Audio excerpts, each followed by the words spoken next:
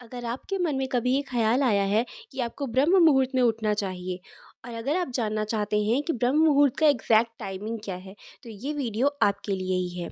क्योंकि इस वीडियो में जो मैं आपको बताने जा रही हूँ, वो ना ही कहीं सुनी हुई बात है और ना ही मैं अपने मन से बताऊँगी। ये मैं आपको वो बताऊँगी जो आयुर्वेद के शास्त्रों में बताया गया है। लेकिन इसके पहले अगर आप हमारे चैनल में नए हैं, तो जाकर हमारे चैनल को सब्सक्राइब कर लीजिए, जिससे हमारे वीडियोज़ की नोटिफ़िकेशंस आपको मिलती रहें।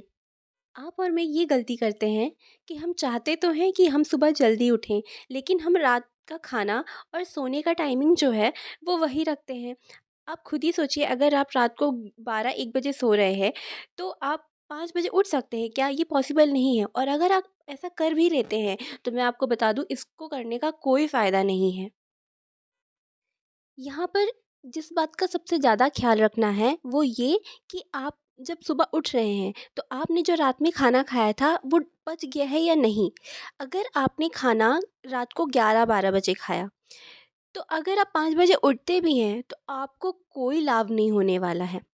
अष्टांग हृदय के सूत्र स्थान में भी बताया गया है कि स्वस्थ मनुष्य को आयु की रक्षा करने के लिए रात्रि को खाया गया भोजन पच गया है या नहीं, इसका विचार करने के बाद ब्रह्म मुहूर्त में निद्रा त्याग करना चाहिए।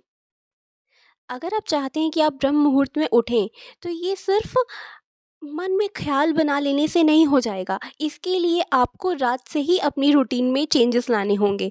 आपको अपना खाना 8 बजे तक खा लेना है। उसके बाद आपको 10 या साढ़े 10 तक बेड में सो ही जाना है।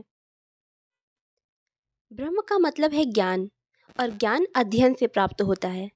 इसलिए ज्ञान प्राप्ति के लिए जो सबसे योग्य मुहूर्त बताया गया है, वो ब्रह्म मुहूर्त को कहा गया है। इसे पंचामृत वेला भी कहा गया है, क्योंकि इस टाइम आकाश, वायु, जल और पृथ्वी और हमें इस टाइम शुद्ध प्रकाश भी मिलता है। इन सब से ही मिलकर हमारी बॉडी और ये पूरा संसार बना है। अब हम बताएंगे कि इस ब्रह्म मुहूर्त का एग्जैक्ट टाइमिंग क्या है। एक पूरा दिन और एक पूरी रात मिलाकर 30 मुहूर्त होते हैं। 15 मुहूर्त दिन में और 15 मुहूर्त रात में। रात्रि के 14वें मुहूर्त अर्थात रात्रि के 4 घटी शेष रहने के समय से लेकर 2 घटी शेष रहने तक के समय को ब्रह्म मुहूर्त कहते हैं। एक घटी इज इक्वल टू 24 मिनट, मतलब जब सनराइज हो रहा है उससे 96 मिनट्स पहले से लेकर 48 मिनट पहले तक का जो टाइमिंग है, वो ब्रह्म मुहूर्त माना जाता है। फॉर एग्ज़ाम्पल, जैसे हम अगर मान लें कि 6 बजे सनराइज़ हो रहा है, तो 4:24 एएम से लेकर के 5:12 एएम तक ब्रह्म मुहूर्त माना जा सकता है। ब्रह्म मुहूर्त सूर्योदय कब हो रहा है, इस पे डिपेंड करता है, इसलिए सीज़न के हिसाब से वैरी करता है।